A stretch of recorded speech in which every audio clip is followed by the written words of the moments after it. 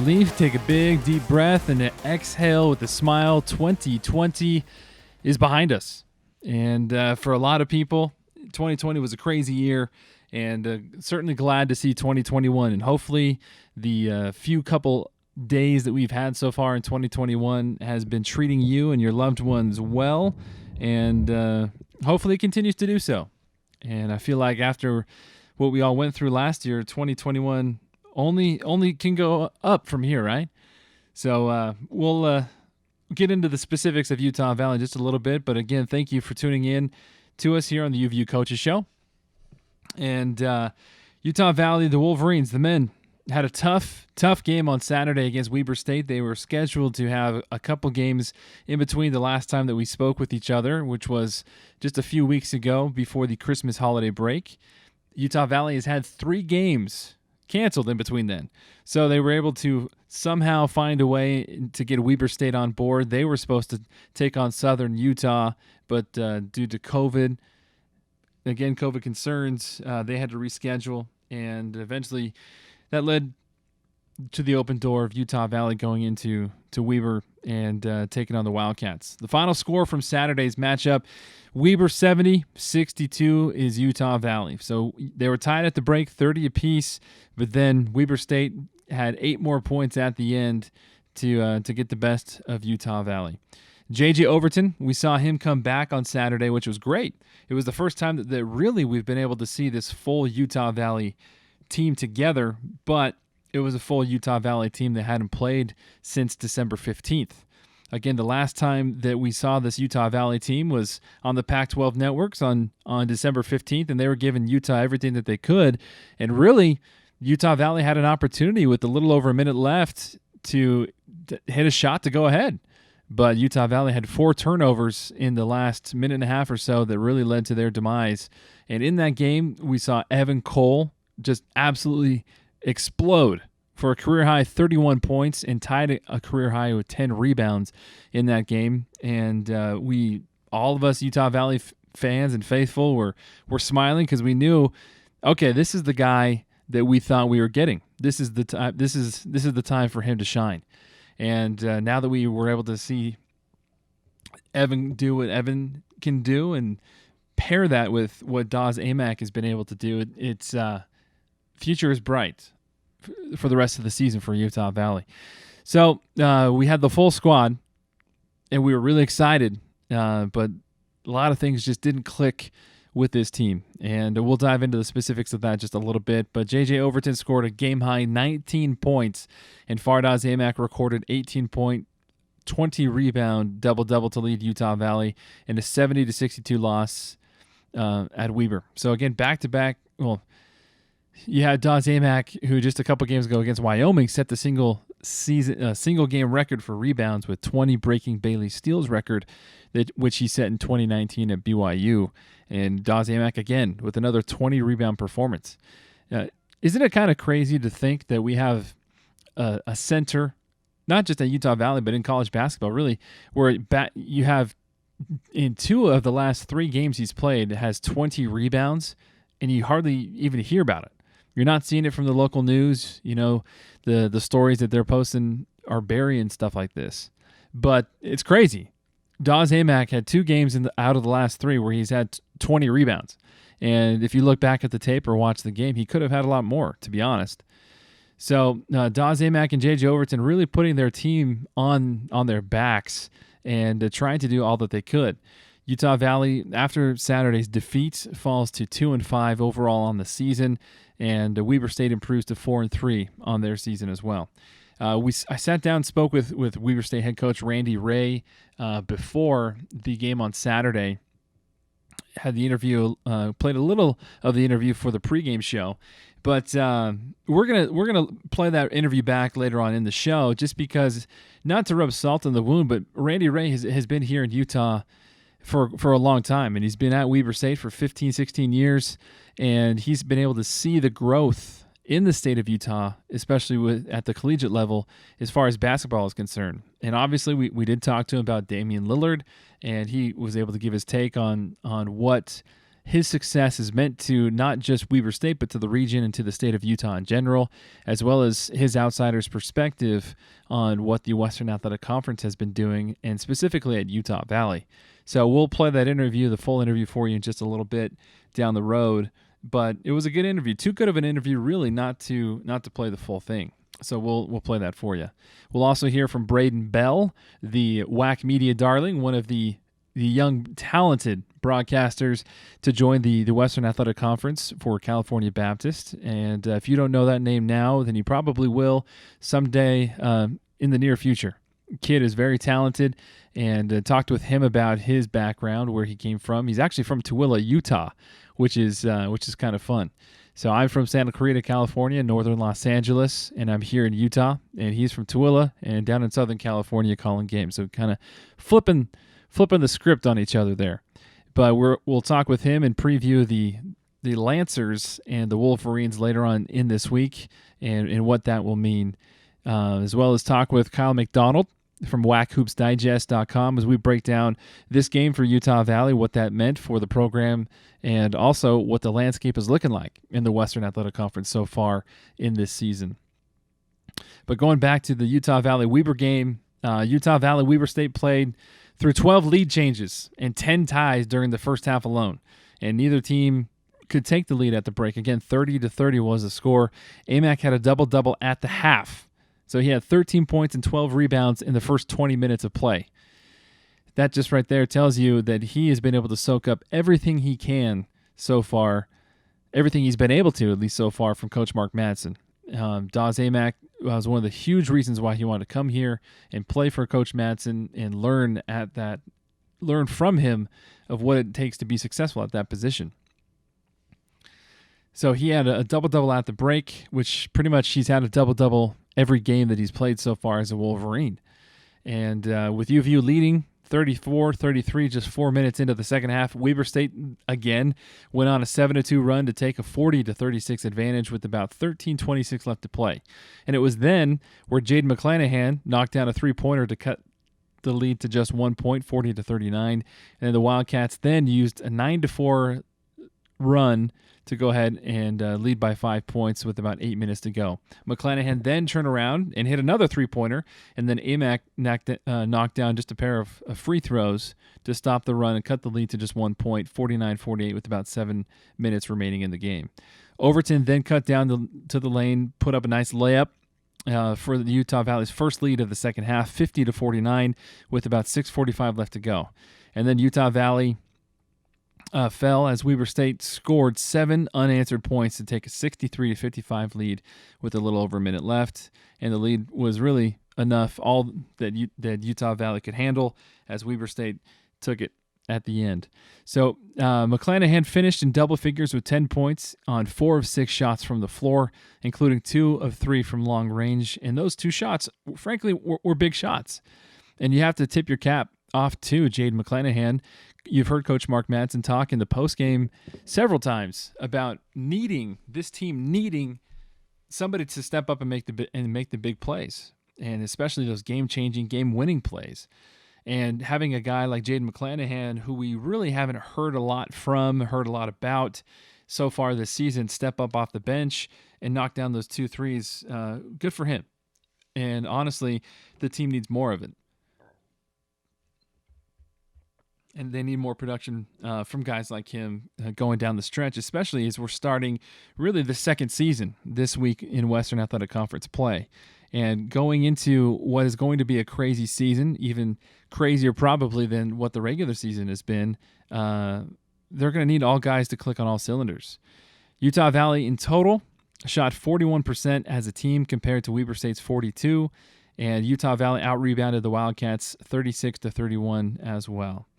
So if you take a look at the full box score, there's a couple things. I'm not trying to be negative. I'm not. These guys, they're growing. They're working their tails off, trying to put in the work in the locker room and trying to figure everything out, especially with COVID. Same with the coaching staff. They're really trying to see and have everybody click together. Again, this was the first time that the team has played since December 15th, and the first time as a total season that the team has played together. So it's really hard to kind of gauge what we can really know about this Utah Valley team, and I think the coaching staff is trying to figure that out too. But in total, I do know that when you have a guy like Evan Cole who dropped 31 points just a couple weeks ago at Utah, you can't have a guy like Evan Cole not score at all against Weber. So Evan Cole didn't have a single point, and neither did Jordan Brinson. So two of the game's starters, Fardaz Amak again finished with 18 points, J.J. Overton with 19 points, Tim Fuller added 2 points, Blaze Neild with 6, Latrey Darthard with 4, Jaden McClanahan with that 10 points off the bench. You're going to need more production from your guys, and really something to look at too is their 3-point percentage. They were 4 of 16 on the day, and that's something that this team is going to need going forward, going down the stretch. They're going to need these guys to step up and make these shots.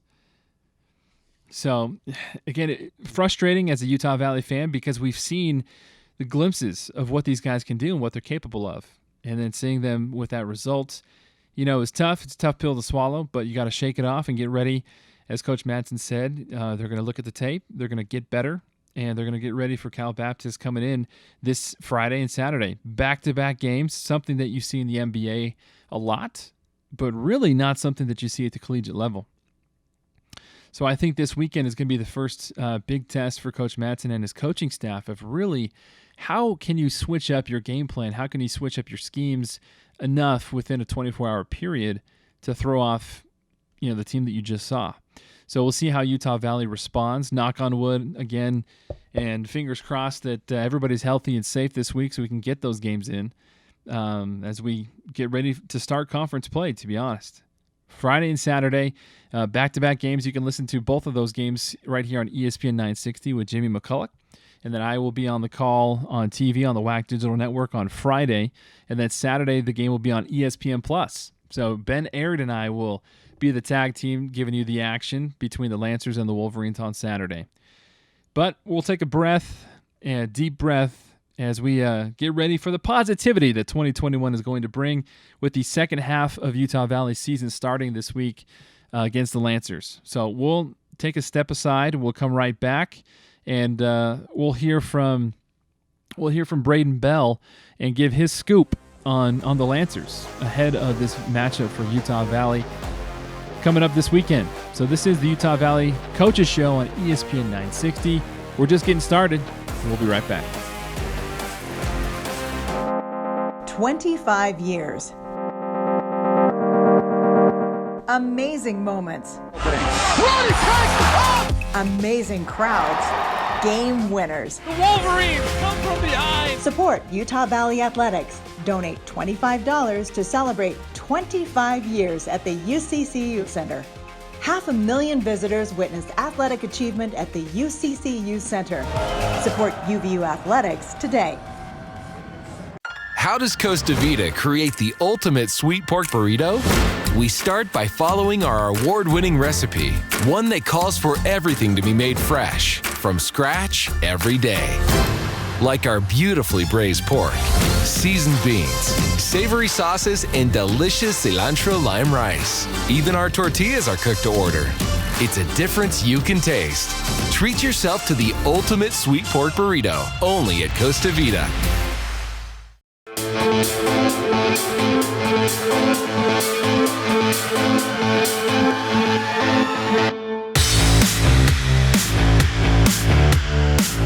Welcome back to the UVU Coaches Show presented by the UVU Alumni Association on ESPN 960. Brandon Crow with you. Our next guest is one of great reputation. He's a man who has accomplished so much already in such a young age. He was the first student in ASU history to call a game for the Sun Devil Radio Network. He's a WAC media darling and pride of Tooele High School, and he just so happens to be the play-by-play man for the Lancers of California Baptist University. Please welcome to the program, Braden Bell. Hey, thanks for having me, guys. It's almost a role reversal. You're a California kid at heart. I'm a Utah kid at heart, but yet we switched up. I'm down south now, and you're up here in the cold weather. So I don't know how this all worked out, but we finally came together. Yeah, and both of our names start with B, so I felt like it was meant to be. No doubt, man. This is a long time coming. Well, first off, Happy New Year to you, Braden, and how have you been? How is it like? We'll just peel back just a little bit for you as a broadcaster. What has this year been like with COVID? Man, it's been tough. Everyone's going through it the same way. No matter if you work in sports or any industry, 2020 was brutal. So first off, just so happy to see 2021 come, and hopefully, sooner rather than later, we can get back to some normalcy. But just through college basketball specifically, it's been wild. CBU's kind of been in a similar situation to what I know UVU's gone through as well. Tons of cancellations, a lot of uncertainty all the way through. So, it's tough as a broadcaster to stay ready and to prepare for so many different outliers that you don't know what's going to happen. But, it's part of the job in this day and age. And I don't want to complain too much because at the end of the day, it's still broadcasting basketball, and it's still a pretty awesome job. But certainly a year I don't think any of us will ever forget for many reasons, but especially just the things we'd never think about. I mean, before this year, I say this all the time. When's the last time you heard about any sort of game being canceled or rescheduled? And now it happens every single week, almost every single day. So it's insane, but here we are. Yeah, most definitely, I agree with you. Looking forward to what 2021 has to bring. Let's go back a little bit further back. We'll get to the on-court matchups here, the X's and O's in a little bit, but wanted to peel back the curtain for you and come to find out, where did your love and passion for broadcasting come from, or when did you know that this is what you wanted to do? Yeah, man. Well, this might be a little bit of a basic answer, and you'll relate to this. I'm a diehard Dodger fan. Grew up listening to Vin Scully all the time, even though I'm from Utah. So Vin definitely drove my love of broadcasting quite a bit. But even before I really knew about Vin, I just always loved talking and playing sports like a lot of kids do. But I was weird enough to where I would mute my video games at the age of like 6 or 7. So we're talking Madden or NBA, whatever. And I would announce my video games at that age. So it's always been something I've wanted to pursue. And then you mentioned it in the open, went down to Arizona State, studied sports journalism there, and then ended up at CBU after that. So how does a kid in Tooele, Utah become a passionate Dodger fan? It's a great question. Well, I think a lot of the listeners will know. It's almost free open range here in the state of Utah outside of the Jazz for professional sports. So you go everywhere, you go anywhere you can. I connected with the Dodgers a lot because of Vin Scully. Also some relatives down in the Southern California region, so I'd go to Dodger games quite a bit growing up. So it's kind of just a connection there, and it's a family deal. So yeah, Tooele to Los Angeles, very different, but it works out. So here we are. Adding another Dodger fan to the ranks, not complaining any bit there. Especially around here, you got some random Cubs fans and random Giants fans that I've come across, and so it's like, okay, but at least you have some legit ties, and I can appreciate that and respect that. World champions, man. I know Kyle McDonald, Whack Hoops Digest, a big Cubs fan, so I always got to throw that in there. World champion Los Angeles Dodgers in 2020. Exactly. There's we still got plenty of time and plenty of days left to throw it on the social media post as a friendly reminder that the Dodgers are our champions. So I know I've been doing that quite a bit. But you mentioned Arizona State. You were able to rub shoulders with quite a few people down there, pretty prominent people. Who are some of the people that you got to know or really loved to work with down there? Yeah, I mean, as far as faculty and staff, the Cronkite School at ASU is top of the line. I'm obviously biased in saying that, but it was a great experience without a doubt there. And even just the people that would circulate through, Phoenix being where it is, and having spring training right in the backyard, and all 4 major pro sports teams right there. We had a bunch of big names circle through. I mean, the college football playoff was there. The Final Four was there while I was in college. So, anyone from Bob Costas to Kirk Herbstreit to Reese Davis, Joe Davis, the voice of the Dodgers. Been lucky enough to get to know him quite a bit. So that was, it's always cool, and you'll agree with this, I'm sure. It's always cool getting to know and to meet those people you look up to in the industry and listen to them talk and how they got to where they are. And certainly it's a motivating factor. It's a driving force, and making connections is so key in this industry. So, yeah, Arizona State was awesome. We'll love ASU forever, and my experiences there. But, the Cronkite School was a special place, and I certainly wouldn't be where I am today without it. Now, there was one coach in particular at ASU that you said really kind of pushed you over the edge and getting over some fears maybe of really taking a shot on yourself. What was it that Herm Edwards said that really drove you to be more confident and ultimately get this job at CBU? Yeah, Herm Edwards, first off, what a hire that was. So a lot of people didn't agree with that hire when it went down, and I'll openly say this. I wasn't one of them. I somewhat believed in Herm from the get-go, not, maybe because he had coached in a long time. It had been 10 years, but what a motivator he is. And you mentioned that quote that Herm had, and I think back to this now, and, you can't not listen to Herm Edwards and be, whatever, I'm not very motivated. Like, he is a grinder all the way. And his quote was, you got to be able to bet on yourselves, and you don't let other people set your expectations. And, I think that's so important for anyone in life. Bet on yourself and always believe in yourself. And I was an undergrad coming out of college, and that's not a normal thing to see someone jump right into a D1 gig. But, I went out and I applied, and got to be able to shoot your shot in this industry and in any industry. And it worked out. So I don't want to give a ton of credit to Herm. I'm kidding. But, he certainly is a good quote, and I think it's important for all of us to remember, especially when you're first starting out in any industry. So how has it been for you? This is your second season at CBU? Yep, second year at CBU, yep. So how has that been adjusting to the D1 life out there in Riverside? Man, it's been great. I think CBU is a very, very exciting future ahead of them. Obviously, still early on in the D1 life, like you alluded to. Still in the transition right now. But, I invite anyone up here in Utah, if you ever have a chance to catch UVU on the road, or if that interests you at all, come see a game down in Riverside. Beautiful facility at the event center, holds just over 5,000 and was built just 4 years ago. State-of-the-art everything in the arena. The facilities are great, and you have an athletic department that is, really, really committed to winning and winning big. And I know that kind of seems cliche and everyone says that, but, when you travel around, not only in the WAC, but other schools around Division I, especially at the mid-major level, you'll be able to tell and kind of get a feel whether that's just words or if it's actually actions and it's meant. And it certainly is at CBU. So it's been great to see the buy-in there from the administration, the coaches, and the student athletes. And, it's been great to get to know everyone in a short period of time. This year's been wild, like I alluded to earlier, but the way everyone's battled through it and the success we're still having, and I know that we'll have in the future, it's really a fun thing to see.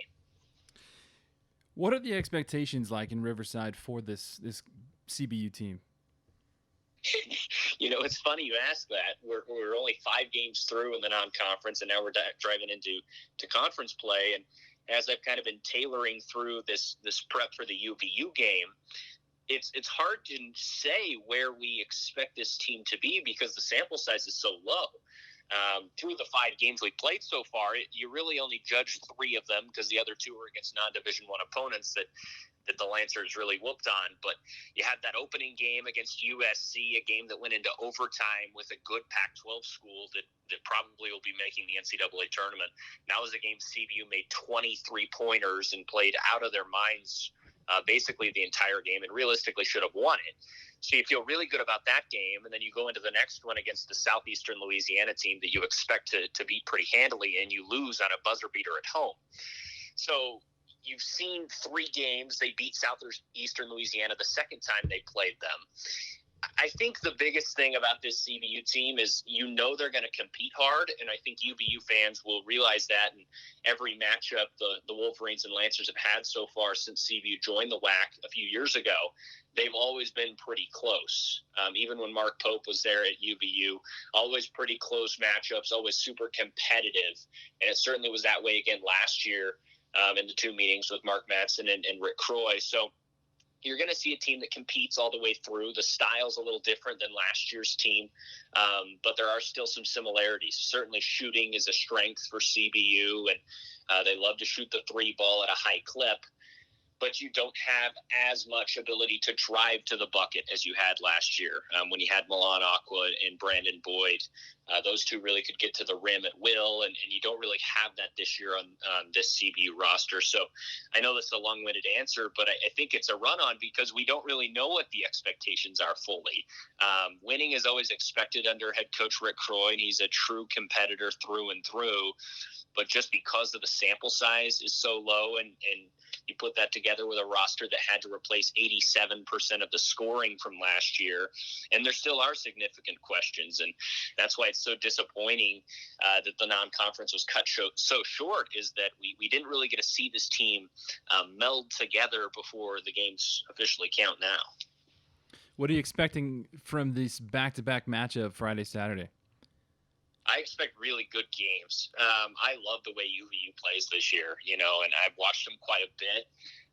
They're another team, and you obviously know this, that, replaced a lot from last year. But I love what Mark Madsen has going on up in Orem. And, I think that you're going to see 2 very tight, close games, 2 teams that the coaching staffs have had a lot of time to prepare for each other. And that's an interesting little nugget that I don't know if a lot of people will talk about, that has to do with the fact that we haven't had games in a long time. Both of these coaching staffs know these programs really well, and now you add in the fact that they've had a week, 2 weeks, almost a month to prepare for this game, and it's going to really make things interesting. The one thing that I'm curious about, not only for this weekend series, but really throughout conference play, is how the Saturday game goes. The Friday game will be something, but how will these Saturday games go? Not a whole lot of time to recoup after a physical conference game on a Friday night or Friday afternoon, whenever it is, and then you're playing 24 hours later. How will the adjustments be made? And I think those Saturday games will be a really good show of which coach is better and which coach can prepare his team and adjust on the fly, especially in close matchups like this, because I think both of these rosters, sure, they're different, but I think talent-wise they're pretty similar. So that Saturday game will be really interesting for me, because I think you're going to see which staff can adjust on the fly better and get their team ready to go after a game just the night before. You making the trip up here? I am, yeah. So I'm lucky enough making the trip up on the road. They take me to every road game. I flew out to Tucson. We were supposed to play Arizona middle of December. Made it there the day of the game, and the game was canceled 2.5 hours before. So I flew to Tucson for no reason. I hope I'm in Orem for a purpose, and we get both of these games in. I'm right there with you, man. The last 3 games you've gotten canceled. They have one today, last Saturday against Weber, really. And I'm hoping, crossing my fingers. I know with conference play, especially with these back-to-back games, that's the one thing I'm hoping for, is I hope that we can actually get through this season here. Yeah, man. It goes back to what I said earlier. It's all about perspective. I mean, last year you wouldn't go into a game saying, "Man, I just hope we play." Right. But here we are. We're just hoping we play. I hope the ball's in the air, and that's all I care about. Other than that, it's just gravy, and I'm just going to enjoy it. Well, B-Man, appreciate you taking the time. Know you're a busy guy, getting prep work done, probably watching some football, getting ready. But follow Braden Bell on Twitter at Braden Bell PXP. Braden, pleasure, man. Hey, thanks to you, man, and to all the Wolverine faithful. Don't worry, you have a fellow Utahn down in Riverside. I always praise UVU, and it looks like we're going to have a few more, or another Utah school potentially joining the conference. We also got Dixie State as well. So I love the Utah representation in the WAC. Yeah, and who knows? It could grow. We never know what can happen. But safe travels, my friend, and we'll talk with you on Friday. All right. Thanks, man. All right, that was Braden Bell, California Baptist University's play-by-play man. We'll take a step aside and be right back to finish this up here. At Intermountain Healthcare, we understand that broken arms haven't stopped. Babies continue to be born, emergencies continue to happen, and doctor visits are still needed. At Intermountain Healthcare, we've put the measures in place to safely care for you in these difficult times. So please don't put off the care you need, especially for stroke-like symptoms, chest pain, difficulty breathing, or other urgent care. We're here for you. Visit intermountainhealthcare.org/here-for-you to learn how to get the care you need. Some people see just another local Utah sports app. Oh, wait, what? A local Utah sports app? Introducing the new KSL Sports app, powered by KSLSports.com, Utah's only all-in local sports app, connecting you with all the action you love, the latest news, insider analysis, podcasts from the pros, and so much more. Free. Available right now, anywhere you are. Download the free KSL Sports app today from your favorite app store.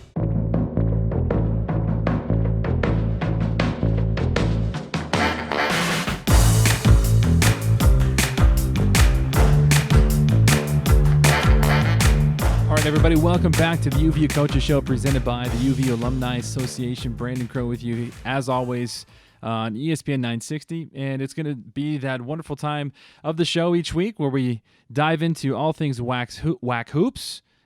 Still working on the theme song, as this is sponsored by the WhackHoopsDigest.com man, Kyle McDonald. But we're going to bring in Kyle McDonald to break down the whack hoops this past week, as well as talk about what we've seen so far from Utah Valley, especially yesterday. So, Kyle, we'll start there.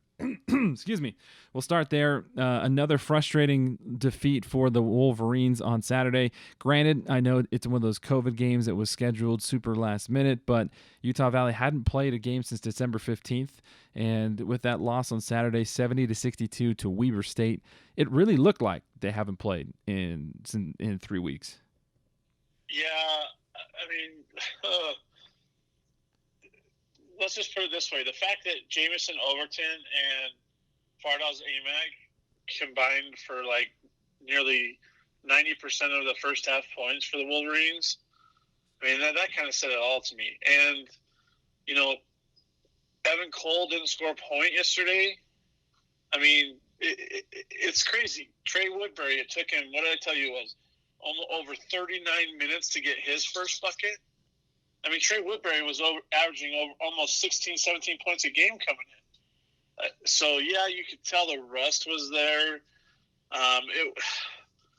It just was – I mean, the thing is they still shot 40% from the field for the game, okay? So that's not bad.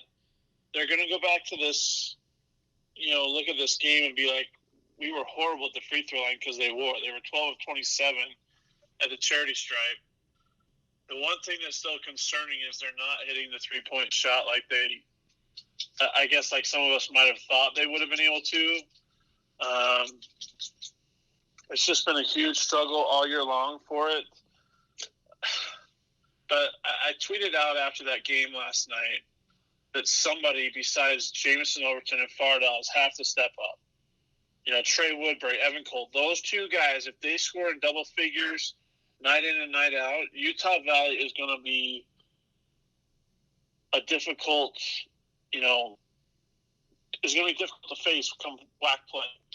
I mean, you got Fardaws who's averaging 15 points, 15 boards a game. How many teams have that? They don't have a big guy that averages that.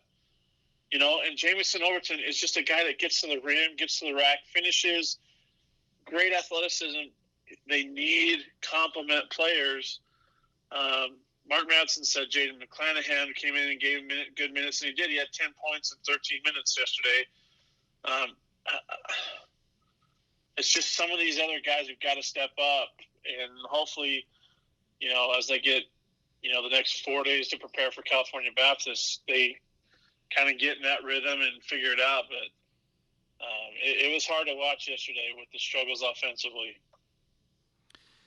Yeah, Utah Valley, again, going to take on California Baptist on Friday and Saturday, back-to-back nights. The first time that we've seen this in the conference really across the country. We've seen it in the NBA, but not really at the NCAA level. And especially with COVID, the question was brought up in the postgame, and it was a good question, and I'm very interested to see how it's going to work with the whole back-to-back situation and really with recovery and seeing how each coach is able to get their guys to get back up to speed. But hopefully this was kind of like a shock to the system for these guys, and hopefully they're able to wake up, because when you have a guy like you said, Trey Woodbury, who was averaging 16 plus points a game, only make his first bucket with about 58 seconds left in the game.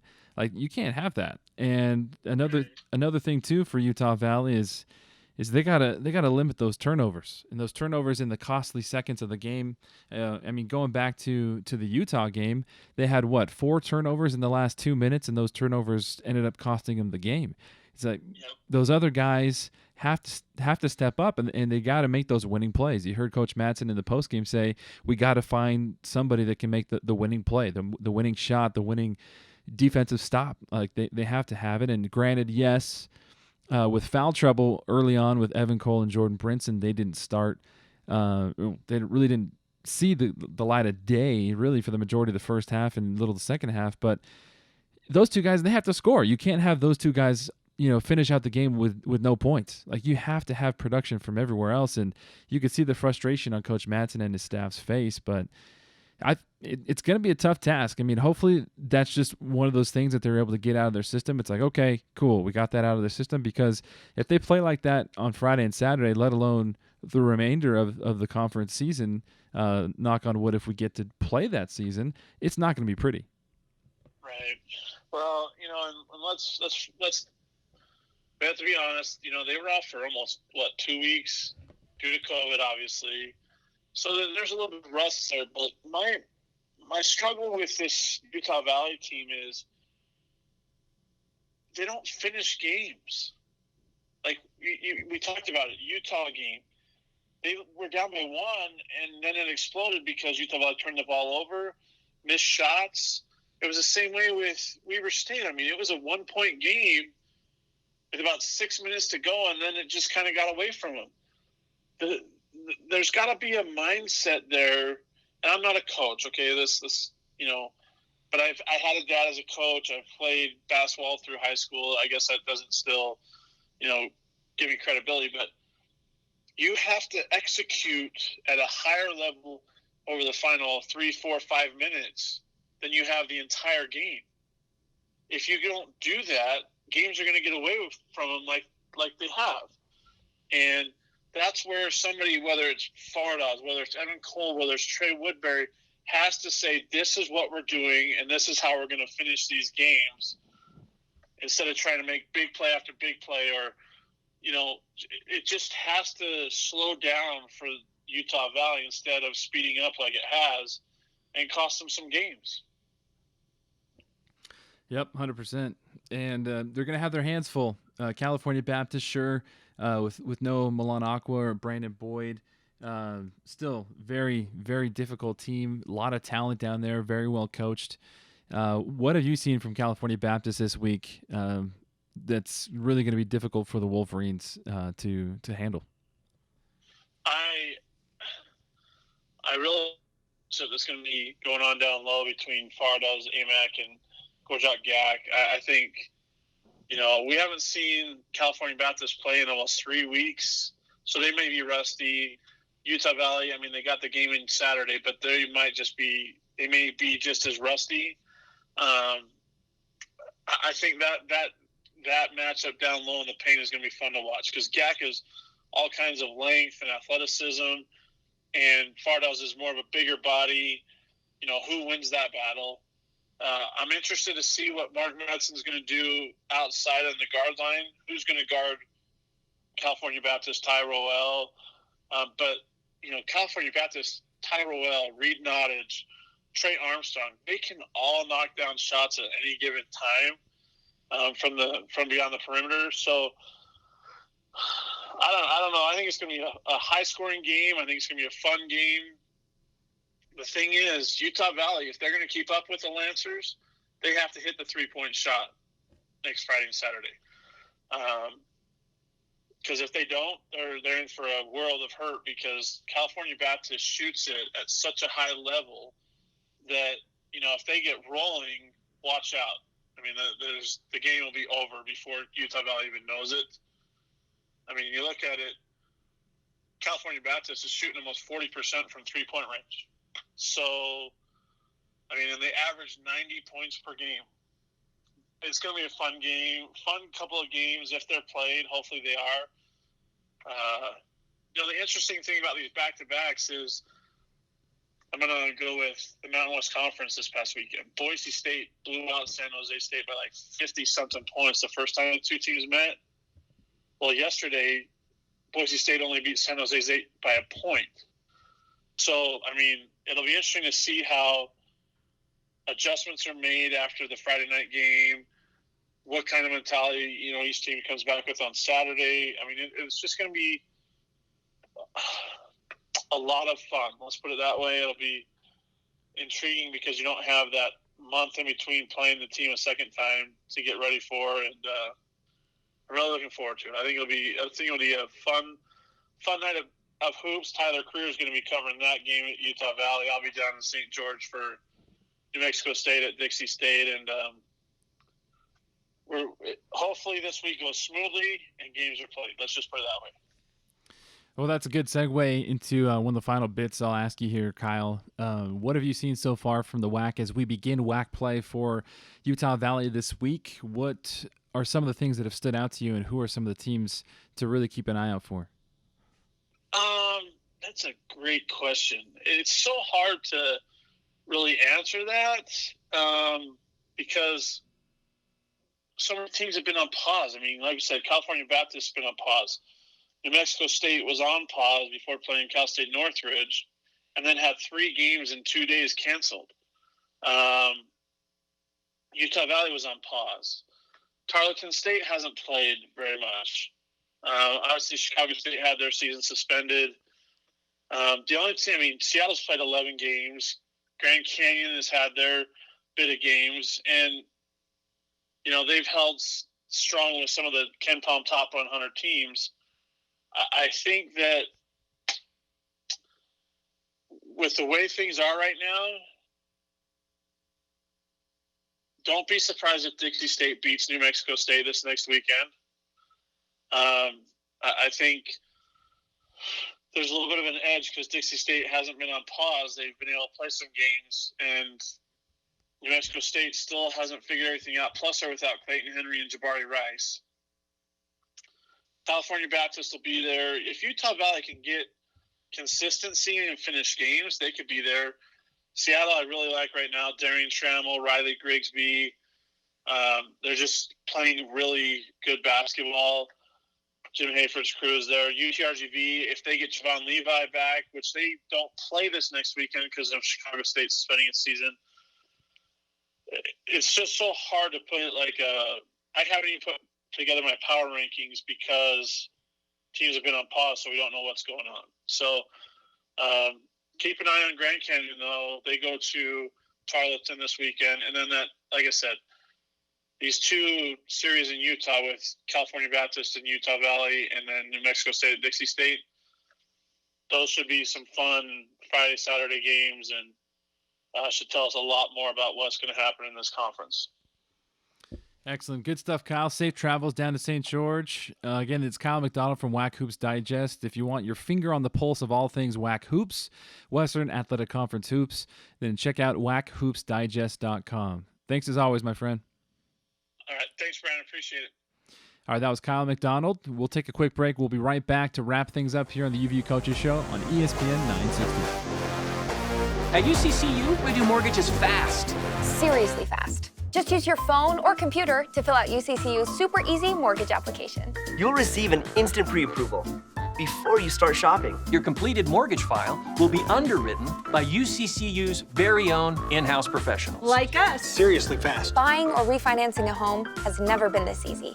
Seriously fast and super easy. It's what I do. It's what I do. It's what we do.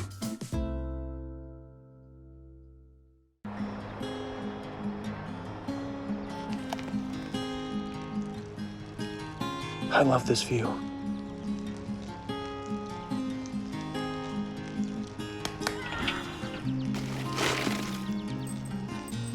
I love it every time this commercial airs. I get to drink another Mountain Dew.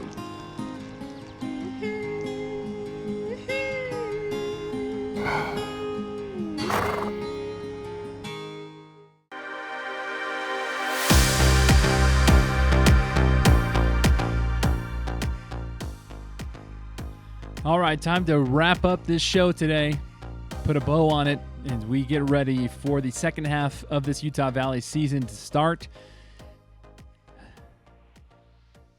I'm hoping, just like you out there, that it's going to be positive, and I think that the coaching staff is going to make the changes that they need, and I think that we'll see a very energized, revved up team on Friday as the Lancers come into town from Southern California, from Riverside. Again, California Baptist taking on Utah Valley, back-to-back games this weekend.